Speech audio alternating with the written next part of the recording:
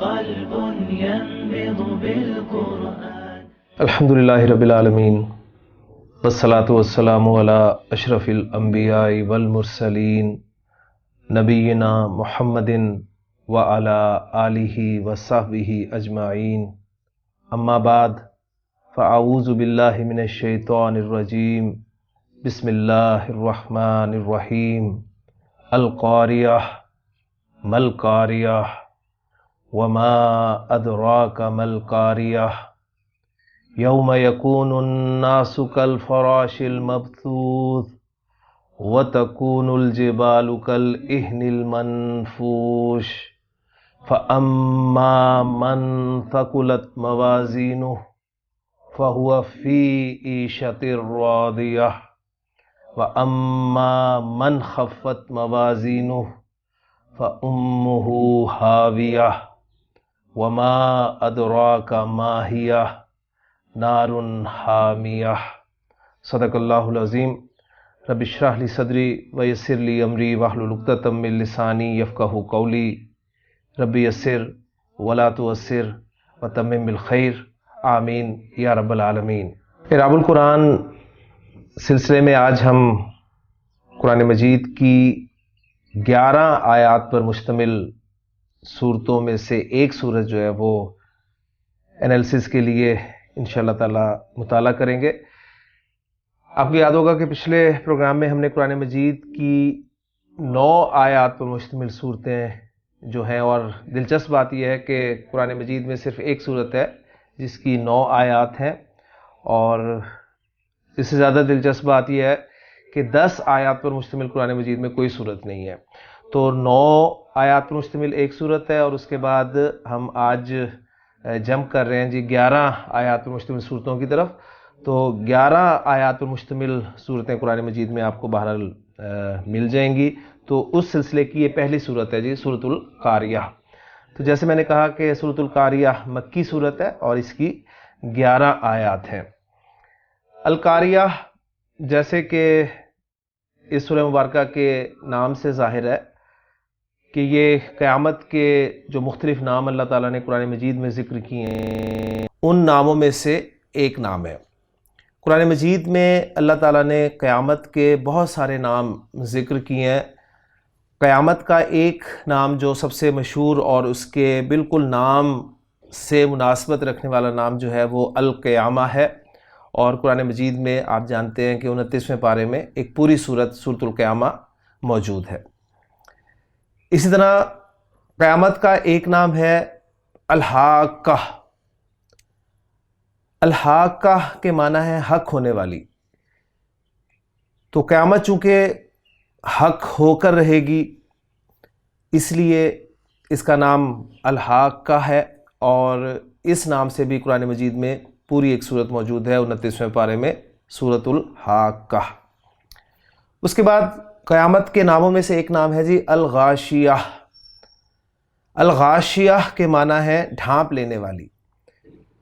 تو جب قیامت آئے گی تو سب کو ڈھانپ لے گی، اس لیے اس نام کی مناسبت سے اس نام کی ایک صورت قرآن مجید کے 30ویں پارے میں سورۃ الغاشیہ بھی موجود ہے. اسی طرح قیامت کا ایک نام جو ہے وہ ہے الواقعہ، واقع ہونے والی، اور یہ نام آپ جانتے ہیں مشہور نام ہے، اور اس نام سے بھی آپ کے قرآن مجید میں ایک صورت ہے سورۃ الواقعہ. تو اسی طرح یہ جو صورت ہمارے سامنے آئی ہے القاریہ، یہ بھی قیامت کے ناموں میں سے ایک نام ہے، اور قاف را عین مادے سے باب فتح یفتح میں جب یہ مادہ استعمال ہوتا ہے تو یہ بنتا ہے قرأ یقرأ قرأن. اس کے معنی ہوتے ہیں کھڑکھڑانا. کھڑکھڑانا یا کھٹکھٹانا، ان معنی میں اس کو اگر آپ لیں تو اس سے اسم الفاعل جو بنے گا وہ بنے گا قارئن، یعنی سمپل بغیر الف لام کے ہم قاف را عین یعنی ثلاثی مجرد میں نے بات کی ہے. تو ثلاثی مجرد میں آپ کو پتہ ہے کہ اسم الفاعل جو ہے وہ فاعلن کے وزن پہ بنتا ہے، اور اسم المفعول جو ہے وہ مفعولن کے وزن پہ بنتا ہے. تو اسم الفاعل جو بنے گا وہ بنے گا قارئن، کھڑکھڑانے والا، کھٹکھٹانے والا، اور اس سے پھر مؤنث بنے گی قاریاتن کھڑکھڑانے والی یا کھٹکھٹانے والی. پھر جب ہم اس پر الف لام داخل کریں گے تو وہ بن جائے گا جی القاریاتو، یعنی وہ خاص کھڑکھڑانے والی یا وہ خاص کھٹکھٹانے والی. تو یہاں پر ذکر ہے جی القاریاتو، القاریہ وہ جو کھڑکھڑا دے گی. مل قاریاتو کیا ہے وہ کھڑکھڑانے والی. تو آتے ہیں سبق کی طرف جی. ہم سبق سے مراد یہ ہے کہ ہم اپنے انالیسس کی طرف آتے ہیں.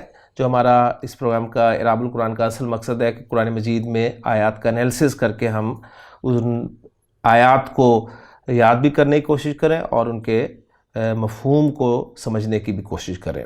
تو القاریہ پہلی آیت ہو گئی جی، اور مل قاریہ یہ دوسری آیت ہو گئی. القاریہ پہلی آیت جو ہے اس کو ہم بنا لیتے ہیں جی مبتدا، اور مبتدا آپ کو پتہ ہے معرفہ ہوتا ہے، تو اس میں اس کی ساری آپ کہہ لیں کہ جو کوالٹیز ہیں مبتدا بننے کی وہ موجود ہے. معرفہ بھی ہے اور مرفوع بھی ہے. ٹھیک ہے.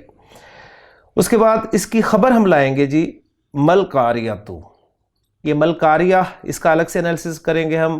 اس میں ما جو ہے یہ اس میں استفہام ہے، اور مبتدا بنا لیں آپ اس کو. اور القاریہ جو دوسرا والا القاریہ یعنی مل قاریہ میں جو القاریہ ہے یہ اس کی ہم خبر بنا لیں گے. اچھا، یہاں پر یہ میں بات بہت دفعہ پہلے بھی کلیئر کر چکا ہوں کہ اسماء استفہام کے حوالے سے کچھ لوگ تو کہتے ہیں کہ ما اس میں استفہام جو ہے مبتدا بنا لیں اور القاریہ کو خبر بنا لیں. کویسچن ورڈز شروع میں آنا چاہتے ہیں، اس لیے یہ ما جو ہے وہ نکرہ مبتدا بن گیا. کچھ کہتے ہیں کہ نہیں، اصل میں مبتدا جو ہے وہ القاریہ ہی ہے اور ما اس کی خبر ہے.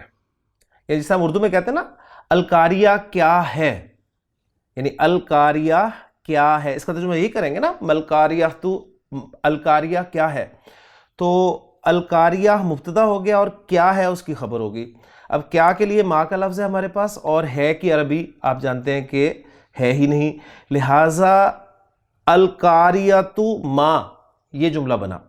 اب چونکہ کویسچن ورڈ ہے ما، اور کویسچن ورڈ جو ہے شروع میں آنا چاہتا ہے، لہٰذا اس ما کو جب ہم شروع میں لے گئے تو بن گیا جی مل قاریۃ. تو دونوں آرا موجود ہیں جی، دونوں گروپس موجود ہیں جو مختلف رائے رکھتے ہیں اس اعتبار سے کہ کچھ کہتے ہیں کہ جی ما کو مبتدا بنا لیں اور القاریہ کو خبر بنا لیں. کچھ کہتے ہیں نہیں، القاریہ جو ہے مبتدا مؤخر ہے اور ما جو ہے وہ خبر مقدم ہے. تو دونوں آرا میں پہلے بھی اس سے کئی مرتبہ آپ کے سامنے پیش کر چکا ہوں، لیکن پھر یہاں پر ریوائز کر رہا ہوں تاکہ یہ باتیں آپ کو یاد رہیں. تو ما ہم مبتدا بنا لیتے ہیں جو سمپل ترکیب ہے، بجائے اس کے اس میں جائیں کہ یہ نکرہ معرفہ، اس لیے کہ جب کویسچن ورڈ آ گیا تو ضرورت کے تحت نکرہ کو معرفہ کی جگہ پر استعمال کیا جا سکتا ہے. تو یہاں پر ما آپ کا مبتدا ہو گیا اور القاریہ خبر ہو گئی، اور خبر کے معرفہ آنے میں کوئی زیادہ مسئلہ نہیں ہے. آپ کو پتہ ہے اکثر جگہ پر خبر جو ہے وہ معرفہ آ جاتی ہے. تو یہ مبتدا اپنی خبر سے مل کر جملہ اسمیہ، یہ جملہ اسمیہ بن گیا جی مل قاریۃ. اور جملہ اسمیہ یہ اب پہلا والا جو القاریہ ہے اس کے لیے خبر کا کام دے رہا ہے. اچھا، اب جب یہ مل قاریۃ خبر بن رہا ہے تو خبر کے حوالے سے اکثر اسٹوڈنٹس یہ سوال بھی کرتے ہیں کہ جی آپ نے کہا ہوا ہے کہ مبتدا اور خبر میں مطابقت ہوتی ہے جنس اور عدد کے اعتبار سے، اور دونوں مرفوع ہوتے ہیں، ایک معرفہ ایک نکرہ.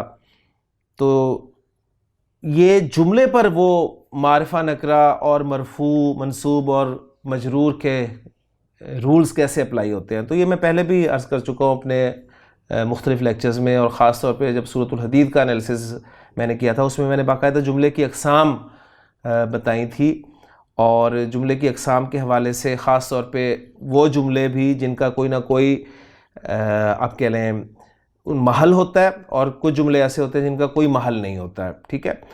تو جن کا کوئی محل ہوتا ہے ان کے لیے ٹرمینالوجی جو ہم استعمال کرتے ہیں وہ کہتے ہیں جی یہ محلاً مرفوع ہے جملہ، یعنی جملے کو محلاً مرفوع کنسیڈر کیا جائے گا، یا جملے کو محلاً منصوب کنسیڈر کیا جائے گا، یا جملے کو محلاً مجرور کنسیڈر کیا جائے گا.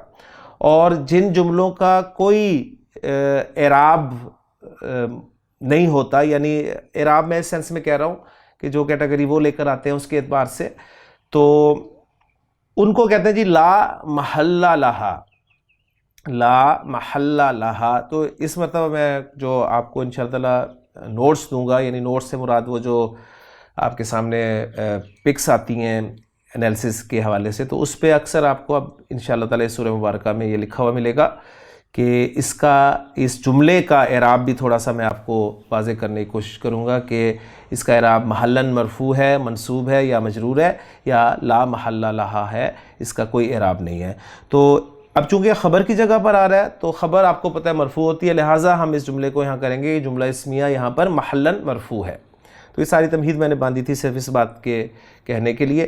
تو یہ جملہ اسمیہ جو خبر بن کر آ رہا ہے یہ محلن مرفوع ہے، اور جملہ نکرہ کنسیڈر ہوتا ہے، لہٰذا وہ جو دونوں پہلو ہیں وہ بھی کور ہو گئے کہ مبتدا معرفہ خبر نکرہ، جملہ نکرہ کنسیڈر ہوتا ہے لہٰذا کوئی ایشو نہیں ہے. مبتدا اور خبر مرفوع، تو مبتدا لفظاً مرفوع آپ کہہ لیں، لفظاً مرفوع، اور خبر جو ہے وہ محلاً مرفوع ہو گئی. اب رہ گیا جی دو پہلو جنس اور عدد کے اعتبار سے، اور ایک اور بات وہ جو آپ کو یاد ہوگی وہ یہ کہ میں نے بتایا کہ جب یہ جملہ اٹیچ ہوتا ہے مبتدا کے ساتھ یعنی خبر بنتا ہے، جب بھی جملہ اٹیچ ہوتا ہے موصوف کے ساتھ یعنی صفت بنتا ہے، جب بھی جملہ اٹیچ ہوتا ہے اسم موصول کے ساتھ یعنی صلہ بنتا ہے، جب بھی جملہ اٹیچ ہوتا ہے ذو الحال کے ساتھ یعنی حال بنتا ہے، تو اس جملے میں کوئی نہ کوئی عائد رابط ضرور ہونا چاہیے. ٹھیک ہے، اور وہ رابط جو ہے وہ عام طور پر میں زور اس لیے دے رہا ہوں، عام طور پہ وہ ضمیر ہوتی ہے. ٹھیک ہے، تو اسے ضمیر عائد کہا جاتا ہے. اب یہاں پر آپ دیکھیں گے، یہاں پر اگر ہم وہی بات یاد رکھیں تو مل قاریہ تو جو ہم جملہ بنا رہے ہیں القاریہ کی خبر، اس میں کوئی ضمیر عائد کے طور پر نہیں ہے. تو یہاں وہ پوائنٹ بھی نوٹ کر لیجئے کہ وہ ضمیر عائد اکثر ضمیر عائد ہوتا ہے اور عموماً ضمیر عائد ہوتا ہے. ٹھیک ہے، یعنی وہ رابط جو ہے وہ اکثر اور عموماً ضمیر ہوتی ہے جسے ہم ضمیر عائد کہتے ہیں. لیکن یہاں پر یہ جو ریپیٹیشن ہو رہی ہے نا، یہی عائد کا کام دے رہی ہے. تو اسی ورڈ کی ریپیٹیشن یہ بھی عربی زبان میں، عربی محاورے میں، عربی گرامر کے اعتبار سے عائد کا کام دے سکتی ہے. تو لہٰذا یہاں پر وہ بھی کوئی اشکال جو ہے وہ پیدا نہیں ہوگا، انشاءاللہ تعالیٰ آپ اس کو سمجھ لیں گے.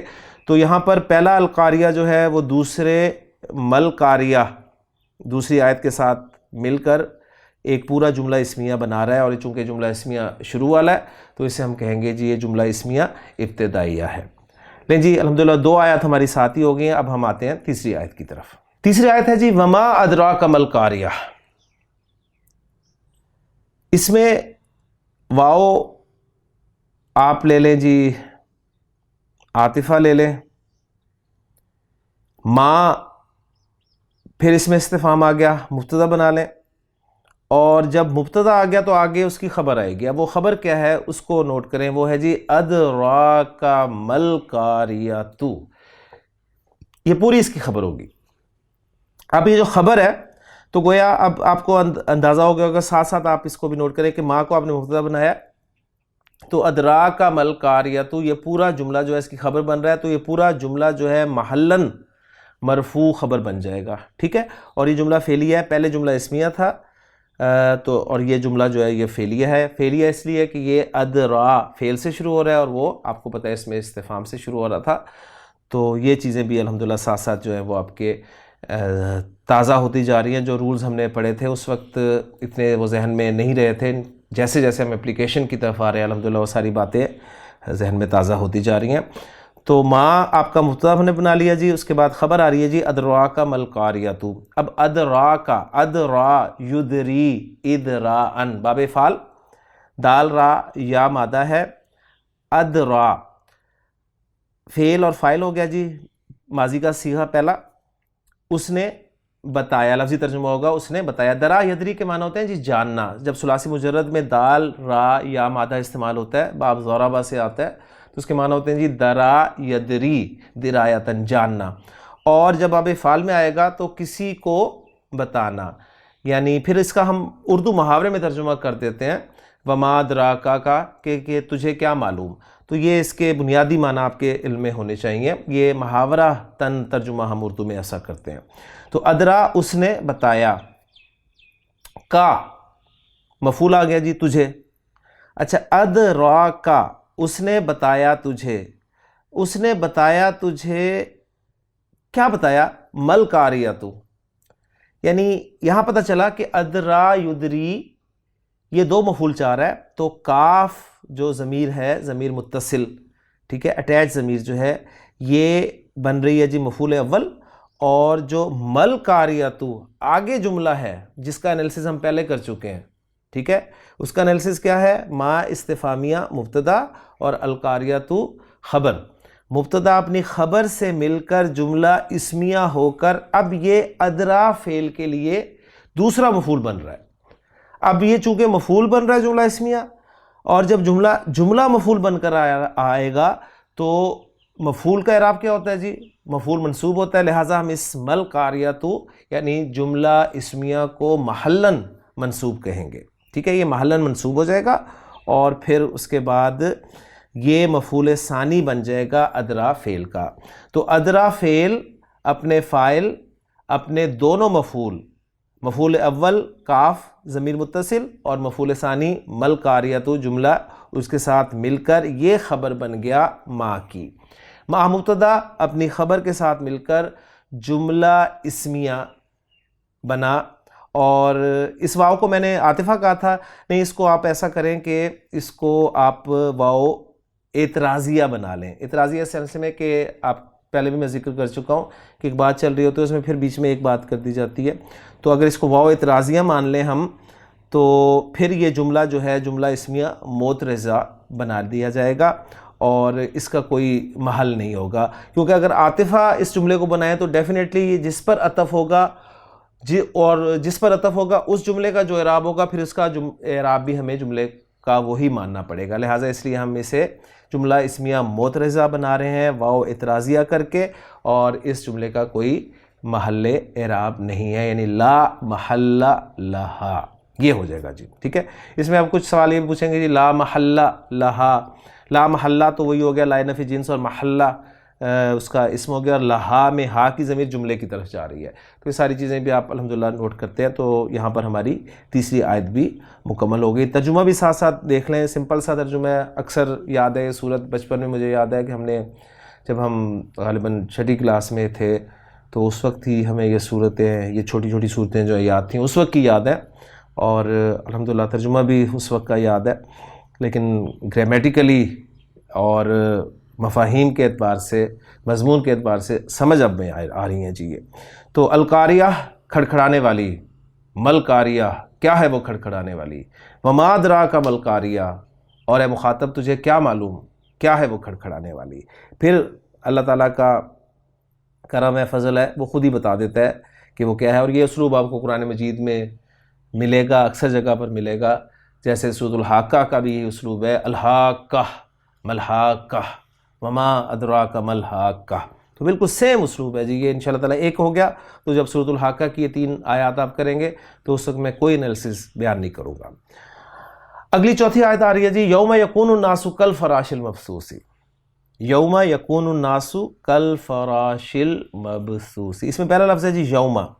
یوم آپ کو پتہ ہے کہ ظرف ہے، نصب میں آ رہا ہے، اور ظرف جب آتا ہے تو نارملی اس کا مضاف الیہ ضرور ہوتا ہے. تو پھر گرامر والے یہ کرتے ہیں کہ یوما کو مضاف بنا دیتے ہیں، اور جو آگے جملہ آ رہا ہوتا ہے نا، جیسے یہاں پر آ رہا ہے یکون الناس کالفراش المبثوث، اس پورے جملے کو وہ اس یوما کے لیے مضاف الیہ بنا دیں گے. ٹھیک ہو گیا؟ اچھا، جب اسے مضاف الیہ بنائیں گے جملے کو تو اب یہ جملہ مضاف الیہ بن کر آ رہا ہے. اب جملہ مضاف الیہ بن کر آ رہا ہے تو مضاف الیہ چونکہ حالت جر میں ہوتا ہے، لہٰذا اس جملے کو محلاً مجرور کہا جائے گا. اب یہ ساری باتیں الحمدللہ تینوں دیکھیں، محلاً ہماری ایگزامپلس ہمارے سامنے آ گئی. محلاً مرفوع کی بھی جب وہ خبر بن کر آ رہا تھا، محلاً منصوب کی بھی جب وہ مفعول بن کر آیا، اور محلاً مجرور کی بھی جب وہ مضاف الیہ بن کر آیا. تو یوما ظرف ہو گیا، اور ظرف مضاف اور آگے جو ہے پورا جملہ اس کا مضاف الیہ ہے. وہ جملہ کیا ہے اس کو دیکھ لیتے ہیں جی. یکون الناس، کانا یکون بہت دفعہ آ چکا ہے. کانا یکون جب بھی آئے گا ایک اسم چاہے گا اور ایک خبر چاہے گا. کانا کا اسم مرفوع ہوتا ہے اور خبر جو ہے وہ منصوب ہوتی ہے. ٹھیک ہے، یہ ہم پڑھ چکے ہیں. بعض اوقات خبر موجود نہیں ہوتی، جس طرح جملہ اسمیہ میں خبر موجود نہیں ہوتی، تو اس کی جگہ پر جار مجرور یا ظرف اور مضاف الیہ جو ہے وہ خبر کا کام دے دیتے ہیں. اچھا، اب اس صورت میں ہم اس کو قائم مقام خبر یا خبر کہہ دیتے ہیں. ساری باتیں میں آپ کے لیے ریوائز کر رہا ہوں. تو یہاں پر ہم دیکھیں گے جی یکونو کا اسم موجود ہے، کس حالت میں موجود ہے؟ ضمیر کی صورت میں موجود ہے یا ظاہر ہے. ٹھیک ہے، اگر رفع میں آگے ہوگا تو ظاہر ہوگا، نہیں تو ہم اسے مانیں گے ضمیر کی صورت میں. اور پھر خبر چیک کریں گے کہ خبر اگر تو کوئی اسم ہی ہے تو مرفوع ہو جائے گا، یا جملہ ہے، یا پھر کوئی جار مجرور ہوگا، یا ظرف اور مضاف الیہ ہوگا. تو دیکھتے ہیں جی. یکونو فعل ناقص ہو گیا آپ کا، الناسو آگے آ گیا، لہٰذا یہ اس کا اسم بنا دیں. اور آگے دیکھیں کل فراش المبسوسی. کل فراش المبسوسی، یہ آپ دیکھیں یہ حرف جر کاف سے شروع ہو رہا ہے، لہٰذا جار مجرور بن رہا ہے، جار مجرور اس کی خبر بن کر آ رہا ہے. ٹھیک ہو گیا. تو کل فراش المبسوسی اس کو انالائز کر لیں. کاف حرف جر جیسے میں نے کہا، الفراشی یہ مجرور ہو گیا، اور المبسوسی یہ اس الفراش کی صفت ہو گیا. گویا الفراش جو ہے یہ موصوف ہوا اور المبسوس صفت ہوا. موصوف صفت مل کر مجرور ہو گئے کاف حرف جر کے لیے. کاف حرف جر اپنے مجرور سے مل کر یہ متعلق ہوا، یعنی ہم خبر کہہ رہے ہیں ایسے کیونکہ خبر موجود نہیں ہے، لیکن اصل میں کیا ہوتا ہے، یہ وہ جو خبر محذوف ہے اس کے متعلق ہوتا ہے. ٹھیک ہے، تو اس طریقے سے انالیسس ہو گیا اس کا. تو یکونو اپنے اسم، یکونو فعل ناقص اپنے اسم اور خبر سے مل کر یہ بن گیا جی. ہم نے اسے بنایا نا مضاف الیہ، تو محلاً مجرور. تو یوما مضاف ظرف اور یکون الناس کالفراش المبسوسی یہ ہو گیا جی اس کا مضاف الیہ. اور ظرف مضاف الیہ سے مل کر اب اسے کیا بنائیں، اس کو ایک محذوف فعل کا ظرف بنایا جائے گا. ٹھیک ہے، یہ آسان سی ایک ہے. باقی اس کے حوالے سے کچھ ایک تو مشکل تراکیب بھی ہیں، لیکن اس میں ابھی میں نہیں ڈال رہا آپ کو، تو انشاءاللہ تعالیٰ آگے کسی وقت ذکر کر دوں گا. تو اس کو ہم ایک محذوف فعل کا ظرف بنا دیں گے، اور محذوف فعل جو ہے پیچھے جو مضمون ہے اس پہ دلالت کرے گا، یعنی تقرؤ. تقرؤ یوم یکون الناس کالفراش المبثوث. اچھا، اس کے بعد یہ الحمدللہ مکمل ہو گیا. اس کے بعد جو اگلی آیت ہے وہ شروع ہو رہی ہے جی وَتَكُونُ الْجِبَالُ كَالْعِهْنِ الْمَنْفُوشِ. تو یہ واو آ رہا ہے اور واو عاطف ہے، لہٰذا یہ جو جس سے میں نے مضاف الیہ بنا دیا نا ابھی، اس کو مضاف الیہ نہیں بناتا، اس کو میں معطوف علیہ کر دیتا ہوں.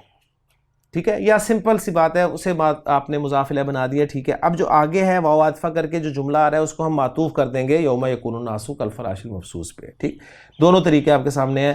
ایک تو یہ ہے کہ اس مضاف الیہ کو ابھی مضاف الیہ نہ بنائیں، اس کو معطوف علیہ کر دیں، اور یہ جو اگلی آیت آ رہی ہے اس کو معطوف بنا کے معطوف علیہ اپنے معطوف سے مل کر مضاف علیہ بنا دیں یوم ظرف کے لیے. ایک تو یہ ہے. دوسرا یہ ہے کہ اسے آپ مضاف الیہ ہی قرار دے دیں، اور آگے جو ہے تکون الجبال کالعہن المنفوش اس کو معطوف کر دیں، معطوف پورا جملہ بنا کر معطوف کر دیں اس پر پچھلے جملے پر. ٹھیک ہے. اچھا، ایک دو چیزیں رہ گئی ہیں الفاظ کے حوالے سے، وہ انشاءاللہ تعالیٰ میں آخر میں رکھتا ہوں جی آپ کے سامنے. صرف انالیسس اب کر لیں، پھر اس کا میسج اس کے الفاظ پہ انشاءاللہ آخر میں بات کروں گا. تو پہلے انالیسس کی طرف آ جائیں. وَتَكُونُ الْجِبَالُ كَالْعِهْنِ الْمَنْفُوشِ، آیت نمبر 5. واو عاطفہ جیسے کہ ہم قرار دے چکے ہیں.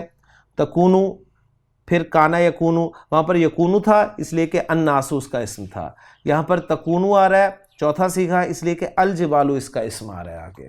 ٹھیک ہے، تو الجبالو کے لیے تکونو کیوں آ رہا ہے؟ کیونکہ غیر عاقل کی جمع ہے. غیر عاقل کی جمع کے لیے آپ کا فعل جو ہے واحد مؤنث استعمال ہوگا. تکون الجبالو، الجبالو اس کا اسم ہو گیا، اور کل اہن المنفوشی بالکل وہی ترکیب ہے جس طرح پچھلے جملے میں تھی.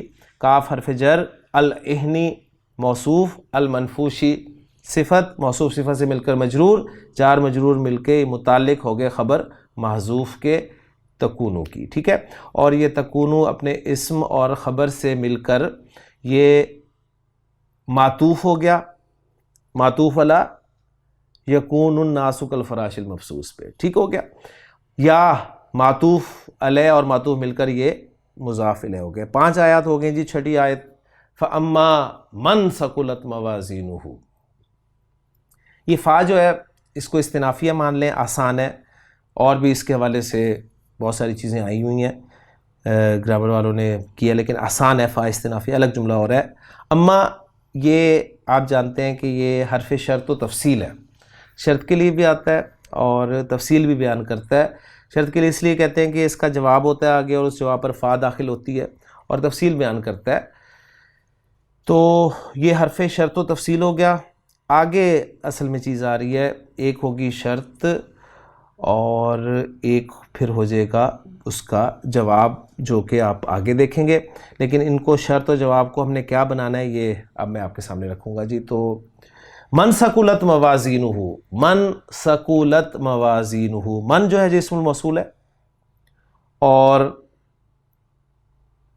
اسم موصول جب آئے گا آگے صلہ ضرور ہوگا. صلہ نارملی جملہ فعلیہ ہوتا ہے، اس لیے آپ کو اکثر جملہ فعلیہ ہی ملے گا، ورنہ 4 صورتوں میں آ سکتا ہے. وہ صورتیں میں دہنا نہیں رہا، آپ کو یہ علم ہے الحمدللہ. تو یہاں پر جو صلہ آ رہا ہے وہ جملہ فعلیہ کے طور پر آ رہا ہے، اور وہ ہے ثقلت موازینہ. ثقلت، ثا قاف لام مادہ باب کاف، ثقلا یثقلو، ثقلا یثقلو، ٹھیک ہے. اس سے بلکہ آپ کہہ لیں کہ اس سے یہ چوتھا صیغہ بن رہا ہے. ثقلا ثقلا ثقلو ثقلت، ثقلا ثقلت، یعنی مؤنث صیغہ کیسے بنانا ہے؟ ثقلا جو ہے اس کے آخر میں تا ساکن لگا دیں. تو ثقلت وزنی ہونا، بھاری ہونا، ان معنی میں ہے. ثقلت موازینہ، موازینہ، موازین مضاف اور ہو مضاف الیہ اٹیچ ضمیر. وہ سبق تازہ کر لیں، کافی دیر ہوگی دہرائے ہوئے، کہ جب بھی اٹیچ ضمیر اسم کے ساتھ اٹیچ ہو کر آئے گی تو مضاف مضاف الیہ ترکیب بنے گی. جب بھی اٹیچ ضمیر فعل کے ساتھ اٹیچ ہو کر آئے گی تو اس فعل کے لیے مفعول بنے گی.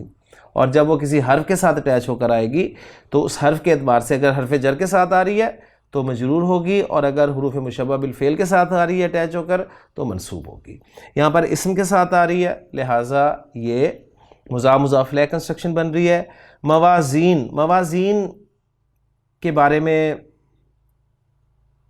2 آ رہا ہے، بات پھر وہ میں نے کہا کہ اینڈ پہ کروں گا، لیکن یہاں پر اس کو مختصراً لے کے چلتے رہے، پھر انشاءاللہ تفصیل آگے میں رکھ دوں گا. کہ موازین یا تو کہا گیا جی موزون کی جمع ہے، اور یا کہا گیا ہے میزان کی جمع ہے.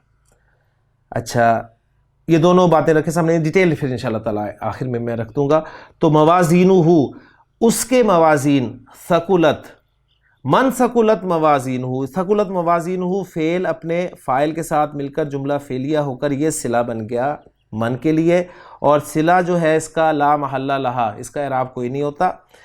موصول اپنے صلے کے ساتھ مل کر کیا بن رہا ہے؟ اسے بنائیں جی مبتدا، کیونکہ یہ مبتدا بناتے ہیں اس کو، جو خبر ہوتی ہے اس کو، یعنی یہ مبتدا جو شرط کے مقام میں ہوتا ہے اور جو خبر ہوتی ہے وہ جواب شرط کے مقام میں ہوتی ہے. تو آپ دیکھیں گے انشاءاللہ تعالیٰ اگلی آیت میں جو جواب شرط ہوگا وہ اصل میں اس کی خبر ہوگی. تو ہم نے اسے مبتدا بنا دیا جی موصول اور صلہ کو ملا کر. اگلی آیت ہے آیت نمبر 7، وہ دیکھیں فَهُوَ فِي عِيشَةٍ رَاضِيَةٍ. فا برائے رابطہ، یعنی جو شرط پر لگتا ہے، آپ کو پتہ ہے، ٹھیک ہے. اور کس کس جملے میں جواب شرط پر فا لگتا ہے اس میں سے ایک جملہ اسمیہ ہے، لہٰذا آپ دیکھ رہے ہیں کہ وہ جملہ اسمیہ آگے آ رہا ہے. تو یہ فا جواب رابطہ، برائے رابطہ ہے، جواب اما، ٹھیک ہے، برائے رابطہ جواب اما. ہوا مبتدا ہو گیا جی، اور مبتدا کے بعد ہے کہ خبر آئے گی.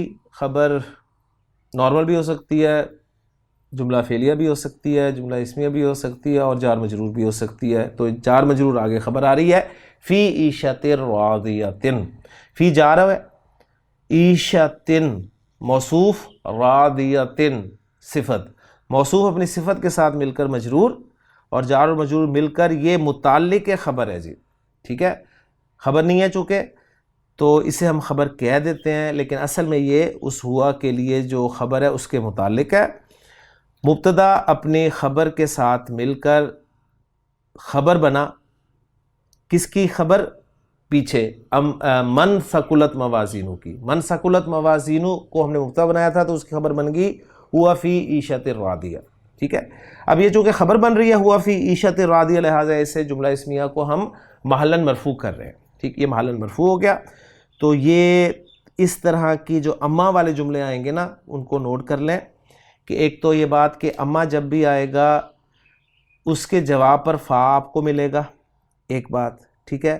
تو اما حرف شرط اور تفصیل کے لیے استعمال ہوتا ہے، حرف شرط و تفصیل اس کو کہا جاتا ہے، اور اس کے پہلے پارٹ کو ہم نے بنایا جی مبتدا، اور دوسرے پارٹ کو یعنی شرط کو ہم نے مبتدا بنا لیا اور جواب شرط کو ہم نے خبر بنا لیا۔ آگے کہیں آئے گا تو دیکھیں گے کیا یہی ترکیب چلے گی یا کوئی اور ترکیب بھی اس کی پاسبل ہے، یہ دیکھیں گے انشاءاللہ تعالیٰ، آئندہ کے لیے چھوڑتے ہیں۔ تو بہرحال یہاں پر آپ کے سامنے جو ہے وہ یہی ہے کہ فَأَمَّا مَنْ ثَقُلَتْ مَوَازِينُهُ فَهُوَ فِي عِيشَةٍ رَاضِيَةٍ۔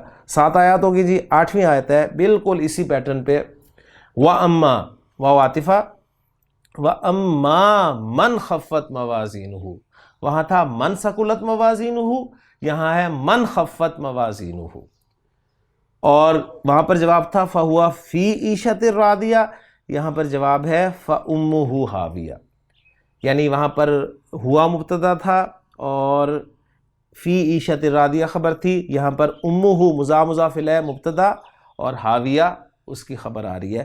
تو سیم ترکیب ہے، یہ آپ کے لیے چھوڑ رہا ہوں، اس کی ترکیب آپ خود کریں تاکہ آپ کو بھی ترکیب کرنا ہے، پک لگ جائے گی انشاءاللہ تعالیٰ، اس میں آپ اسے کنفرم کر سکتے ہیں، لیکن بہرحال سیم ترکیب ہے جو میں نے آپ کے سامنے رکھی ہے، یعنی اما کے بعد جو آپ کا موصول صلہ آ رہا ہے اسے آپ مبتدا بنا دیں گے، اور فا کے بعد جو جملہ آ رہا ہے اسے آپ خبر بنا دیں گے۔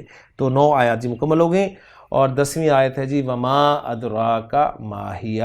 اگر میں چاہوں تو اس کو بھی آپ پر چھوڑ سکتا ہوں کہ بالکل وما ادراک ما القاریہ کے پیٹرن کی ترکیب ہے، یہ آپ کر سکتے ہیں، لیکن میں پھر رکھ دیتا ہوں آپ کے لیے واو، یہاں پر پھر وہی اعتراضیہ، ما استفہامیہ مبتدا، آگے خبر ادراک ما ہی، ادراک بالکل ادرا فعل فاعل کاف اس کے لیے پہلا مفعول، اور ماہیہ جملہ اسمیہ، ما اس میں استفہام مبتدا اور ہیہ جو ہے یہ اس کی خبر ہو گئی، اور مبتدا خبر مل کر مفعول ثانی بنا ادرا فعل کے لیے، اور ادرا فعل اپنے فاعل اور دونوں مفعولوں سے مل کر جملہ فعلیہ ہو کر یہ ما مبتدا کے لیے خبر بنا، اور ما مبتدا اپنی خبر کے ساتھ مل کر جملہ اسمیہ معترضہ بنا۔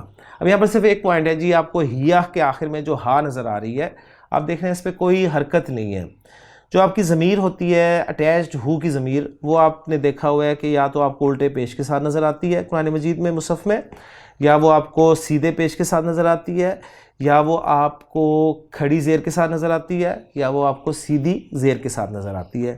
اب یہاں پر دیکھیں وہ ہو جو ہے، آپ جو ہو اگر اسے ضمیر سمجھ رہے ہیں تو وہ میں بتانا چاہ رہا ہوں کہ ایک ہو جو ہے آپ کو وہ ساکن نظر آ رہی ہے، ٹھیک ہے۔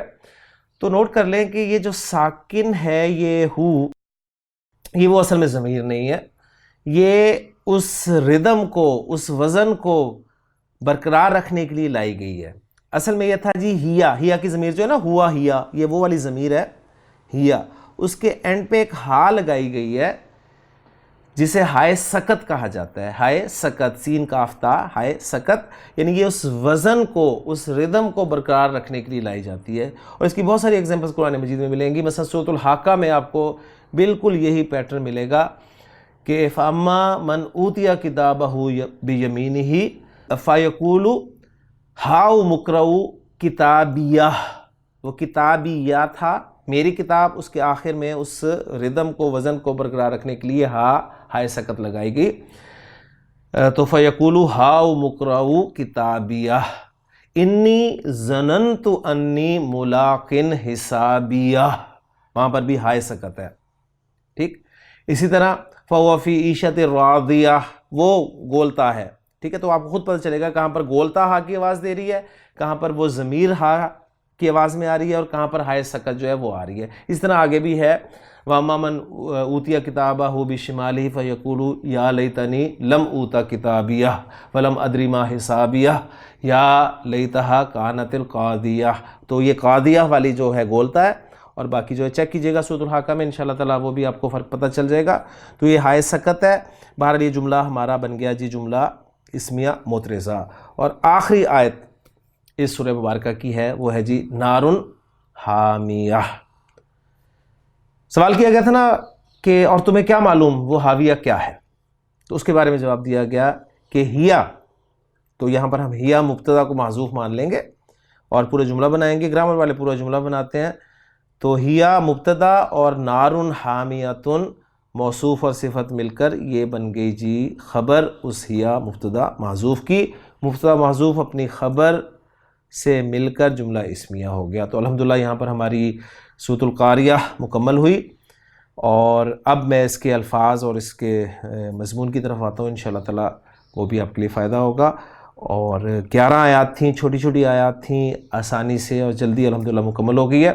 تو القاریہ ملقاریہ وما ادراک ملقاریہ یوم یکون الناس کالفراش المبثوث وتکون الجبال کالعہن المنفوش فاما من ثقلت موازینہ فہو فی عیشۃ راضیہ واما من خفت موازینہ فامہ ہاویہ وما ادراک ما ہی نار حامیہ.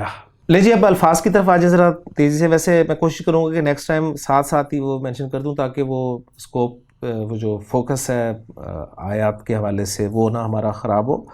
تو لیکن بہرحال اب چونکہ میں نے کہا تھا آخر میں کروں گا تو اب آخر میں ہی کر رہا ہوں. القاریہ پہلا لفظ تھا جی، اس میں باب میں ذکر کر چکا ہوں اس کا. وہاں پر اسم الفاعل ہے، واحد مؤنث ہے، کھڑکھڑانے والی مراد قیامت ہے، قرأ یقرؤ قرأن سے ہے.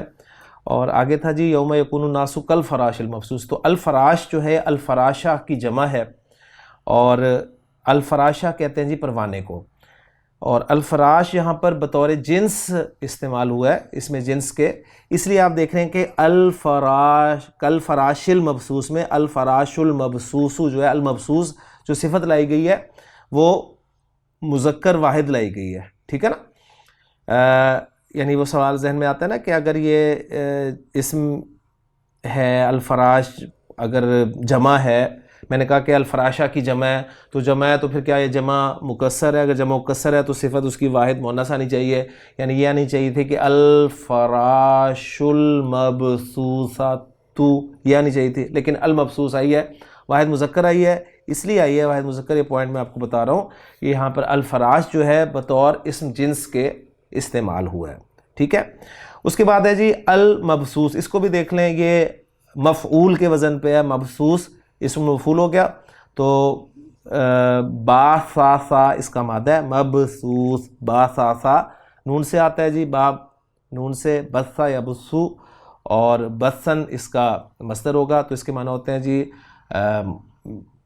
بکھرنا، منتشر ہونا، ان معنی میں استعمال ہوتا ہے یہ. ٹھیک ہو گیا.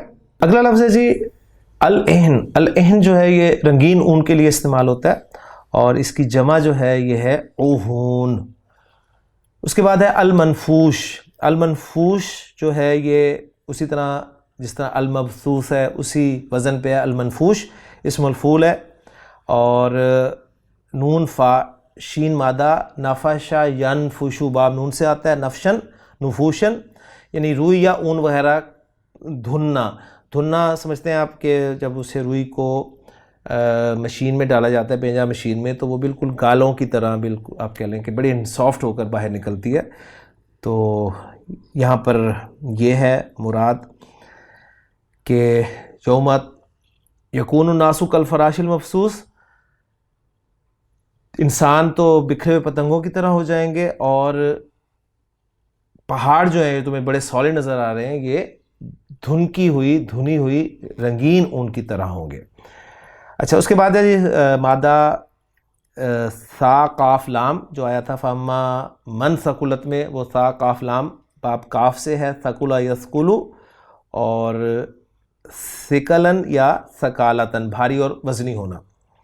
موازین کا میں نے ہلکا سے اشارہ کیا تھا کہ جی موازین یا تو میزان کی جمع ہے، اور میزان کہتے ہیں ترازو کو، اور یا یہ جو ہے موزون کی جمع ہے، اور موزون کہتے ہیں تولی جانے والی چیز کو. تو ترازو کیا ہوتا ہے؟ جس میں تولتے ہیں، اور موزون کیا ہوتا ہے؟ جس کو تولا جاتا ہے.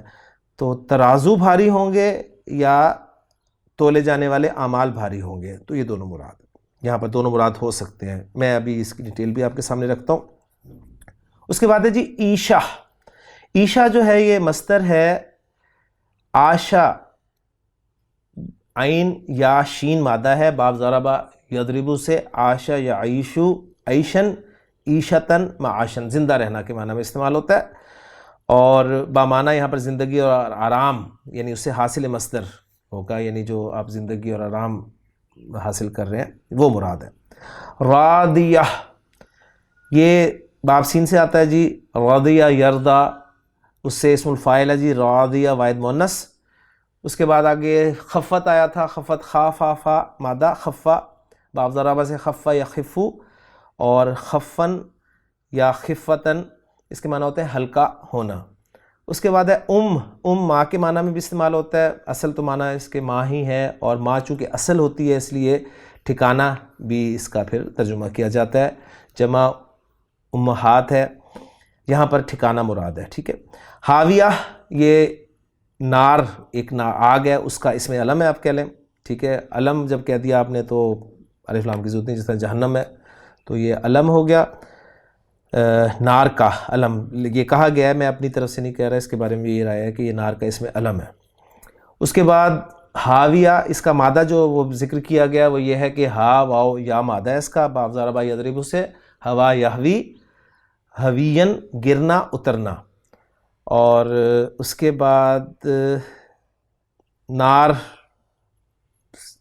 آگ کے معنی میں حامیہ، حامیم یا حمیہ یا ما، باب سمیع اسمہ سے ہمین یا حمین، یہ تیز اور گرم ہونا کے معنی میں استعمال ہوتا ہے. ٹھیک ہو گیا. تو یہ اس کی لغت بھی ساتھ اینڈ پہ ہم نے کر لی.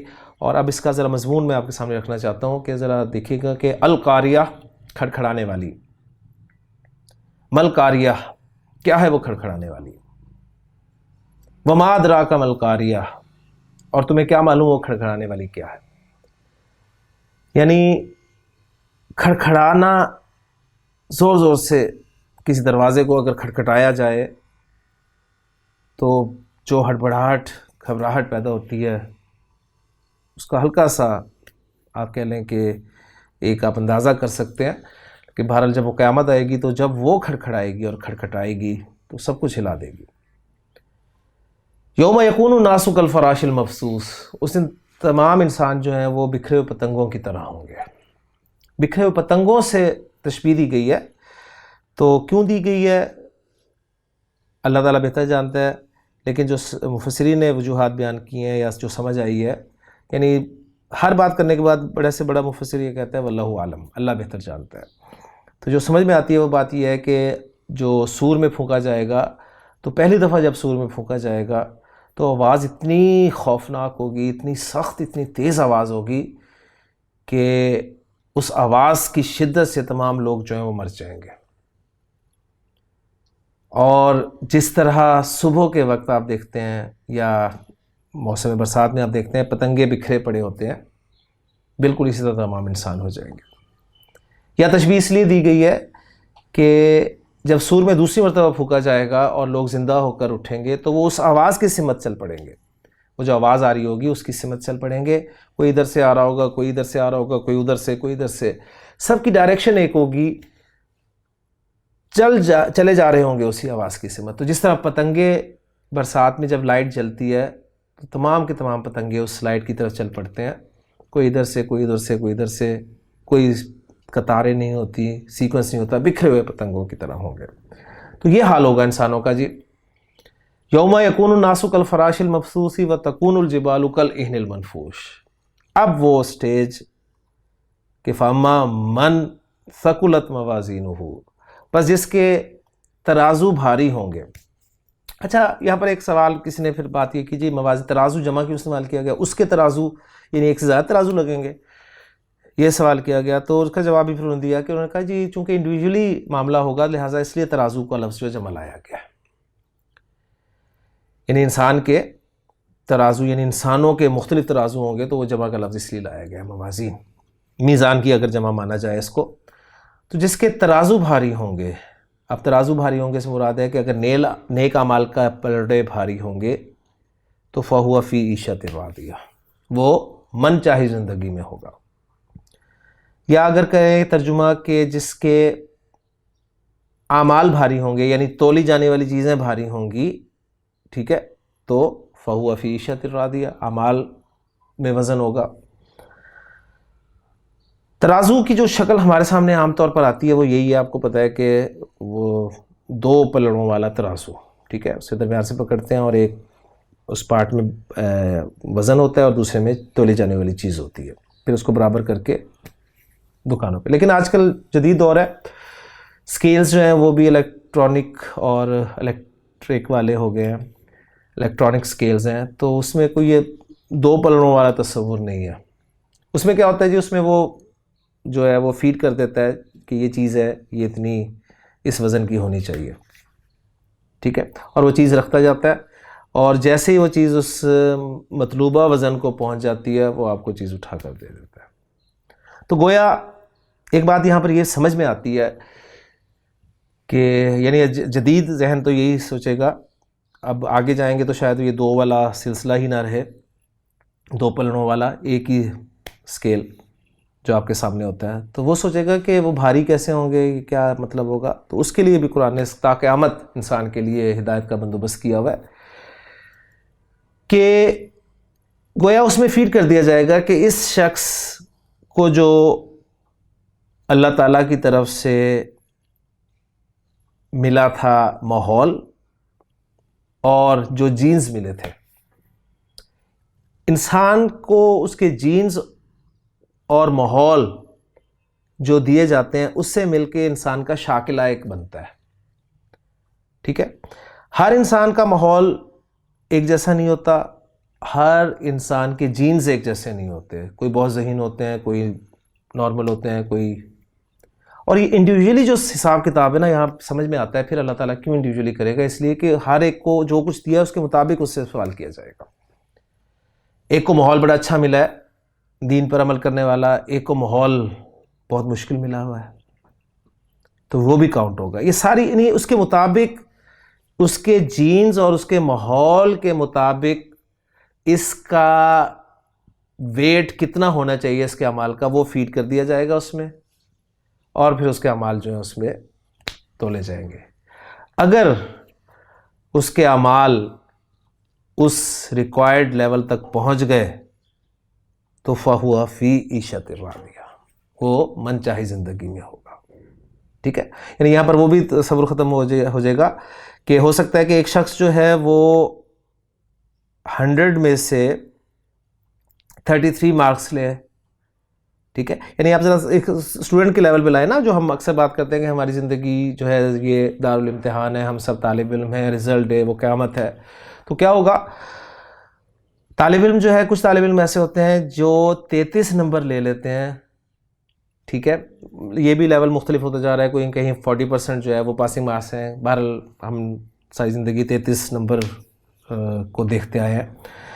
تو 33 نمبر جس اسٹوڈنٹ نے لے لیے, تو بعض اسٹوڈنٹس ایسے ہوتے ہیں جنہیں استاد 33 نمبر لینے پر شاباش دیتا ہے, وہ ان کی پیٹھ ٹھوکتا ہے کہ ویل ڈن, بہت اچھا کیا تم نے, تم پاس ہو گئے. اور بعض اسٹوڈنٹ ایسے ہوتے ہیں جنہیں استاد 80 نمبر لینے پر بھی شاباش نہیں دیتا, ان کے 80 نمبر ہوتے ہیں لیکن استاد ان سے خوش نہیں ہوتا. کیوں؟ اس لیے کہ استاد کو پتہ ہوتا ہے کہ اس میں 80 نمبر سے زیادہ لینے کی صلاحیت تھی, اس کو 90 مارکس لینے چاہیے تھے, لیکن اس نے 80 لیے, اس نے کم لیے, اور وہ پاس ہونے کی بھی امید نہیں تھی, اس نے 33 لیے, تو اس نے گویا اپنی اس سے بڑھ کر کام کیا. تو یہ اب آپ کو کیا ملا ہے, آپ کی جینز, ٹھیک ہے. اب وہ دور گیا, پتہ ہی نہیں ہے کہ پہلے پتہ ہی نہیں تھا کیا جینز ہیں, کیا یہ چیزیں ہیں, کیا صلاحیتیں ہیں, کیا کچھ نہیں. اب سب پتہ ہے آپ کیا کر سکتے ہیں. اب آپ کی صلاحیت آپ کے ماحول کے مطابق جو ہے وہ اعمال تولے جائیں گے. تو اب ہم نے دیکھنا ہے کہ ہم کیا کر سکتے تھے. ہم کیا کر سکتے ہیں. یعنی اس وقت تو یہ ہوگا نا کہ ہم شاید یہ نہ ہو کہیں خدا نخواستہ کہ ہم اس سے زیادہ کر سکتے ہوں لیکن ہم کم کر رہے ہوں. ٹھیک ہے, تو بہتر سے بہتر پرفارمنس دینے کی کوشش کرنی ہے. اور یہ بھی قرآن مجید میں سورۃ الملک میں بھی اللہ تعالیٰ نے کیا فرمایا؟ اللہ تعالیٰ نے یہ نہیں فرمایا کہ جو مضمون ہے کہ لیبلوکم ایکم احسن عملا, تو میں سے زیادہ اچھے عمل کرنے والا کون ہے, یہ فرمایا. زیادہ اچھا کون ہے عمل کے لحاظ سے. ٹھیک ہے, زیادہ عمل کرنا اور پھر زیادہ اچھا. اور وزن عمل میں اگر آپ وہی چیز لیں کہ وزن اعمال میں کیسے پیدا ہوگا, اگلی بات جو ہے وہ یہ ہے کہ اعمال میں وزن پیدا ہوگا اخلاص سے. خلوص سے کام کریں گے, خلوص سے محنت کریں گے, خلوص سے اللہ کی عبادت کریں گے تو وزن پیدا ہوگا. اللہ کی رضا کے لیے کام کریں گے تو وزن ہوگا. اگر دوسروں کو دکھانے کے لیے کچھ کیا تو آپ کو پتہ ہے ملٹی پلائڈ بائی 0, دکھاوا آ گیا, یہی منافقت ہے, نفاق ہے. اخلاص نہیں ہے, خلوص نہیں ہے, کوئی اور مقصد ہے. ٹھیک ہے, اللہ کی رضا مقصد نہیں ہے تو بھی کوئی فائدہ نہیں ہے. تو یہ صورت بہت اہم صورت ہے. اس حوالے سے آپ دیکھیں کہ ہمیں اپنا جائزہ لینے کا موقع ملتا ہے کہ ہم جو بھی کام کر رہے ہیں, اللہ کی عبادت کر رہے ہیں, نماز بھی پڑھ رہے ہیں. نبی وسلم نے فرمایا نا کہ حضرت جبریل علیہ السلام نے جب پوچھا آپ سے آ کے مل احسان یا رسول اللہ, اللہ کے رسول صلی اللہ علیہ وسلم احسان کیا ہے, درجہ احسان کیا ہے؟ اسلام پوچھا پہلے, پھر اس کے بعد اس سے اگلا لیول ایمان پوچھا, اور پھر اس سے ٹاپ لیول احسان پوچھا. تو آپ سے نے جواب دیا کہ الاحسان ان تعبد اللہ کانک تراہ. احسان یہ ہے کہ تم اللہ کی عبادت ایسے کرو گویا تم اس کو دیکھ رہے ہو. فَإِن لَمْ تَكُنْ تَرَاهُ فَإِنَّهُ يَرَاكَ. اگر یہ کیفیت حاصل نہیں ہوتی تو یہ ضرور ہونی چاہیے کہ وہ تمہیں دیکھ رہا ہے. اسی طرح دوسری روایت میں جو الفاظ ملتے ہیں کہ ان تعمل للہ کانک تراہ, تم اللہ کے لیے عمل ایسے کرو گویا تم اس کو دیکھ رہے ہو. فَإِن لَمْ تَكُنْ تَرَاهُ فَإِنَّهُ يَرَاكَ.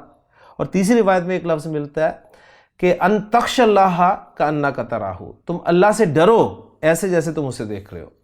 فَإِن لَمْ تَكُنْ تَرَاهُ فَإِنَّهُ يَرَاكَ.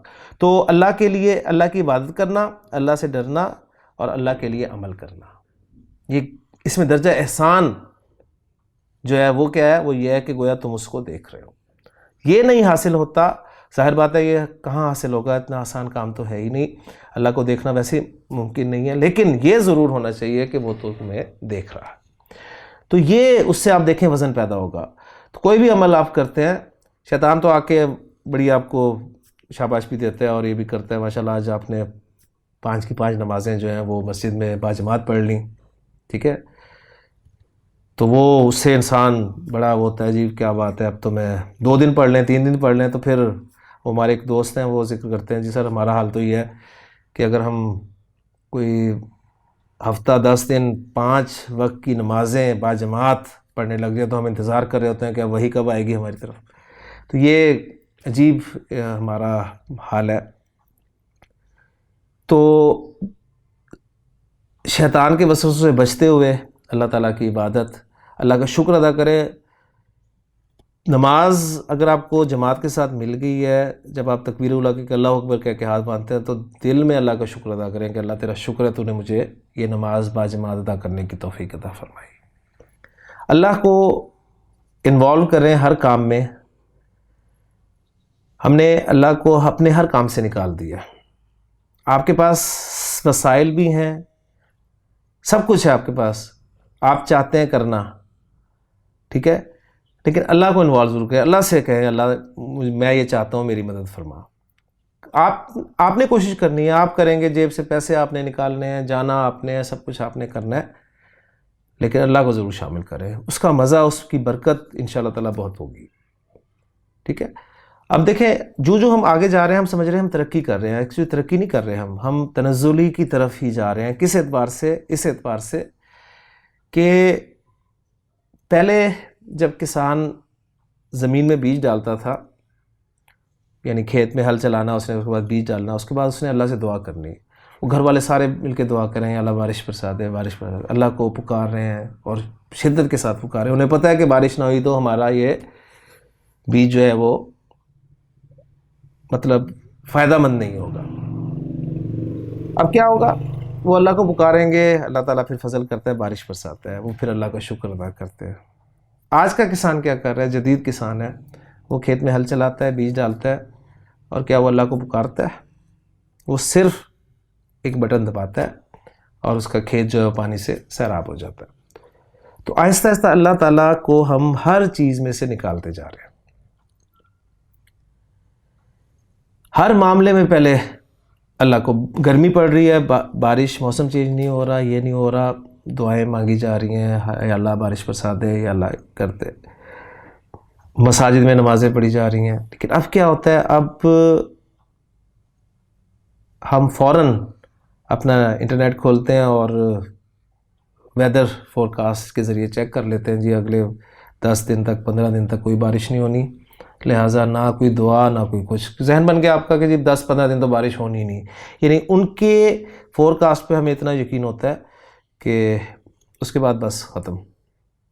یعنی اللہ آہستہ آہستہ آہستہ آہستہ ہمارے ہر کام میں سے، ہر سلسلے میں سے نکلتا جا رہا ہے، اور قیامت آئے گی تب جب یہ الکاریہ جو ابھی اپنے نقشہ سنا ہے، جو اللہ تعالیٰ نے کھینچا ہے، یہ اسی وقت آئے گی جب اللہ تعالیٰ کو ہم نکال دیں گے ہر چیز میں سے۔ تو اللہ کے ساتھ تعلقات بنائیں، اچھے تعلقاتوں قائم کریں، اللہ کے ساتھ ڈسکشن کریں، مشورہ کریں، اس سے باتیں کریں، اور پھر آپ دیکھیں آپ کی زندگی میں انشاءاللہ تعالیٰ کتنا جو ہے فائدہ ہوگا۔ تو یہ میسج تھا جی اس سورہ مبارکہ کا، اور امید ہے کہ یہ سورہ مبارکہ واقعی ٹچ کی ہوگی دلوں کو بھی، اور یہی قرآن کا ہوا ہے، وہ جو اقبال نے کہا تھا نا، تیرے ضمیر پہ جب تک نہ ہو نزول کتاب تو گرہ کشا ہے نہ راضی نہ صاحب کشاف۔ تو تفسیر بھی پڑھ لیں، انالیسس بھی کر لیں، لیکن جب تک یہ یہاں ٹکرائے گی نہیں، اسٹرائک نہیں کرے گی، اس وقت تک بات نہیں بنے گی۔ تو کوشش اسی آپ کہہ لیں ان سٹروکس کے لیے ہی ہم یہ انالیسس والا سلسلہ جو ہے وہ کوشش کر رہے ہیں۔ اب نماز میں آپ پڑھیں گے، سنیں گے، تو انشاءاللہ تعالیٰ ایک مفہوم آپ کے سامنے سورۃ المبارکہ کا آئے گا، اور عمل ہو جائے تو کیا ہی کہنے۔ اللہ تعالیٰ سے دعا ہے کہ اللہ تعالیٰ جو کچھ سنا ہے اس پر مجھے بھی عمل کرنے کی توفیق عطا فرمائے، اور آپ سب کو بھی عمل کرنے کی توفیق عطا فرمائے۔ الحمدللہ آج ہماری 11 آیات پر مشتمل جو قرآن مجید کی صورتیں ہیں، ان میں سے ایک صورت مکمل ہو گئی ہے۔ انشاءاللہ تعالیٰ اگلے پروگرام میں 11 آیات پر مشتمل، 11 آیات پر اور بھی صورتیں ہیں انشاءاللہ تعالیٰ، تو نیکسٹ جو 11 آیات پر مشتمل صورت ہے اس پہ انشاءاللہ تعالیٰ اس کا مطالعہ کریں گے۔ اپنی دعاؤں میں خصوصی طور پہ یاد رکھیے گا جی، سبحانک اللہم و بحمدک، اشہد ان لا الہ الا انت، استغفرک و اتوب الیک۔